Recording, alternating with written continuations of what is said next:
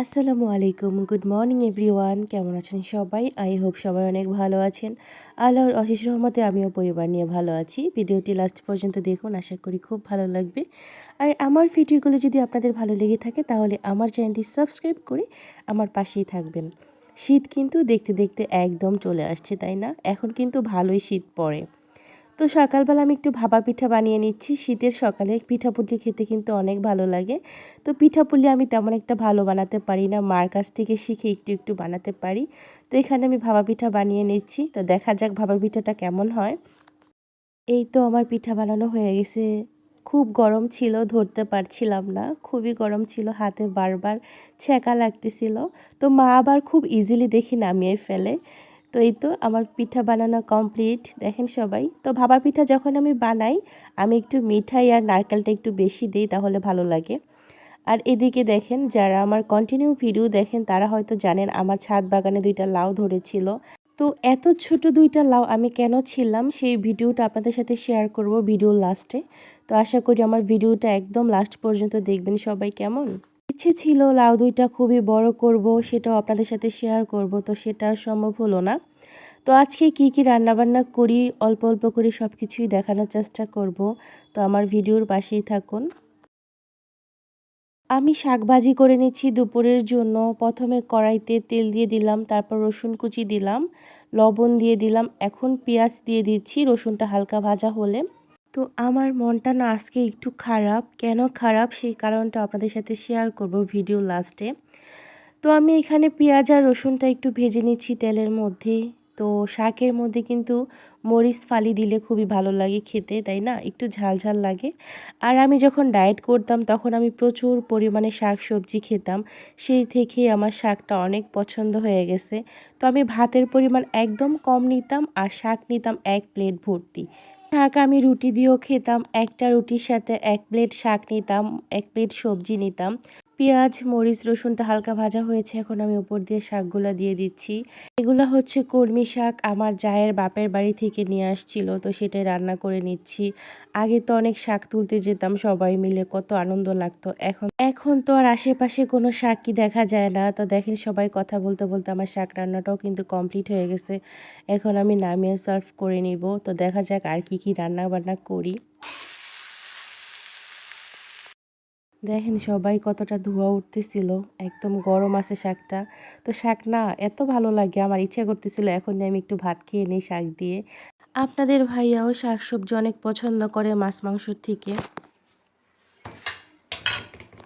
আর সকালে যে 2টা লাউ দেখিয়েছিলাম ছোট ছোট, সেই লাউটা আমি ভাজি করে নিয়েছি। প্রথমে ভাবলাম সাদা ভাজি করব, তারপর ভাবলাম যে না, একটু হলুদ দিয়ে ভাজিটা করি। নিজের হাতে সবজি খাবো, এটার অনুভূতিটাই অন্যরকম, মাশাল্লাহ। আর এখানে আমি মাছ ভুনা করে নিয়েছি। আজকে দুপুরে রান্না করতে একদমই ইচ্ছে করতেছিল না, করব না ভেবেও 3টা আইটেম রান্না করে ফেলেছি। আপনাদের ভাইয়াকে বলেছিলাম যে আজকে একটা রান্না দিয়ে তোমাকে খাওয়াবো, মানে একটা তরকারি দিয়ে। তারপর আপনাদের ভাইয়া বলল না, কোনো সমস্যা নাই।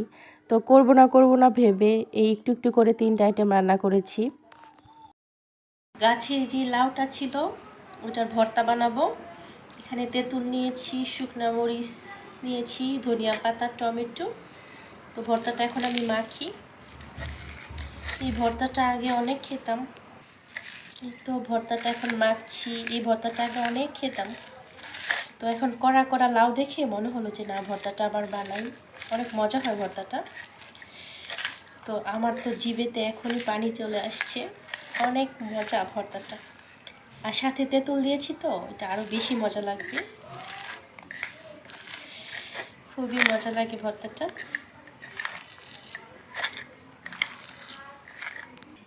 এই তো আমার ভর্তা বানানো কমপ্লিট। দেখেন সবাই কতটা লোভনীয় হয়েছে দেখতে। বিসমিল্লাহ। মজা হয়েছে অনেক, আসলে খুবই মজা হয়েছে। এই তো আমার কাজের আন্টিটাও চলে আসছে। উনি এত লেট করে আসে এখন তো শীতের দিন চলে আসছে, কাপড় এমনিতেই শুকায় না। উনি কাপড় ধুচ্ছে আর আমি পিছনে দাঁড়িয়ে আছি। তো আমি দাঁড়িয়ে থাকলে খুব সুন্দর করে ধুবে, তো যদি চলে যাই তাহলে ঝটাপট কাপড় দিয়ে উঠে পড়বে, কাপড় পরিষ্কার হবে না। মানে আমি বলি কাপড় সবসময় ৩-৪টা মানে পানি দিয়ে ধুতে, আর চলে গেলে কি করবে ১টা বা ২টা মানে ধুয়ে তারপর উঠে পড়বে। এর জন্য উনি যখন কাপড় ধুয়ে আমি দাঁড়িয়ে থাকি। তো উনি তো ৬-৭ বাড়িতে কাজ করে, আমার বাড়িতে হচ্ছে ২টার দিকে আসে। দেখেন সবাই এই যে লাউ গাছটা, এই যে পাতাগুলা মরে যাচ্ছে, হঠাৎ পাতাগুলা মরে যাচ্ছে। আমি কিন্তু কালকের ভিডিও তো দেখিয়েছিলাম মাশাআল্লাহ লাউ গাছটা কেমন তরতাজা। আর এই যে এখানে 2টা লাউ ছিল, তো আজকে তো এটা ছিঁড়ে ফেললাম, কারণ গাছ মরে যাচ্ছে, লাউ আর কি করে বড় হবে বুঝলাম না। হঠাৎ গাছটা কেন এরকম হইলো কি বলবো আসলে, এখন কিছুই বুঝতেছি না। মানুষের মুখ টুক লাগছে কি না জানি না, কিছুই বুঝতেছে মানে মনটা খুবই খারাপ লাগতেছে। কালকের ভিডিও তো কিন্তু আপনাদের সাথে শেয়ার করেছি যে পাতাগুলো একদম তরতাজা, আজকে এই যে দেখেন মরে যাচ্ছে গাছটা।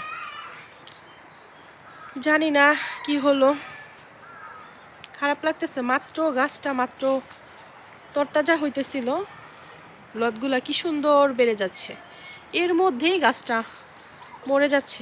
কিছু বলার নেই আসলে। এখন ভিডিওতে দেখাইছি, কারোর মুখ লাগছে কি না আমি জানি না, সঠিক আল্লাহ ভালো জানে। তবে কোনো কিছু দেখলে না সবার উচিত মাশাআল্লাহ বলার, আমরা তো সেটা বলি না।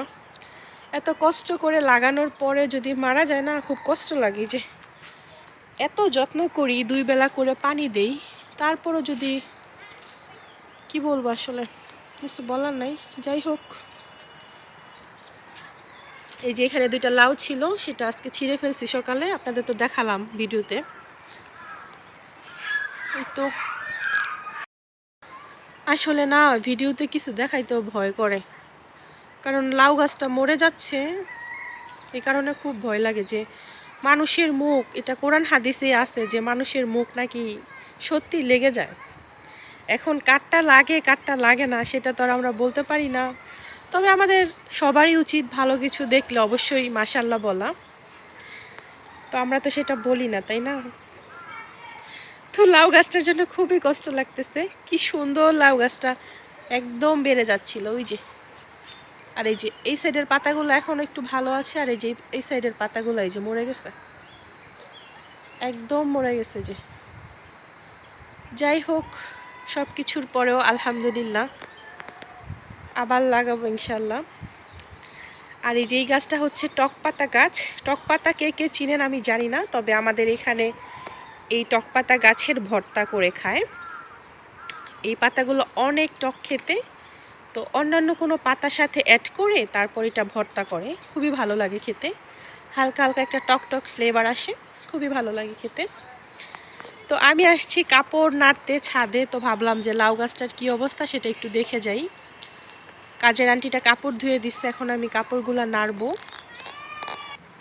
এই তো কাপড় নিয়ে চলে আসছি ছাদে। এখন বাজে দুপুর 2:30। উনি অনেক লেট করে আসে কাপড় ধুইতে, এমনিতেই শীতের দিন কাপড় শুকাতে চায় না, তার উপরে উনি আরও লেট করে আসে। তো কী আর করার, 5-6 বাড়িতে কাজ করে, আস্তে আস্তে লেট হয়ে যায়। এখন তো কাজের মানুষ খুঁজেই পাওয়া যায় না।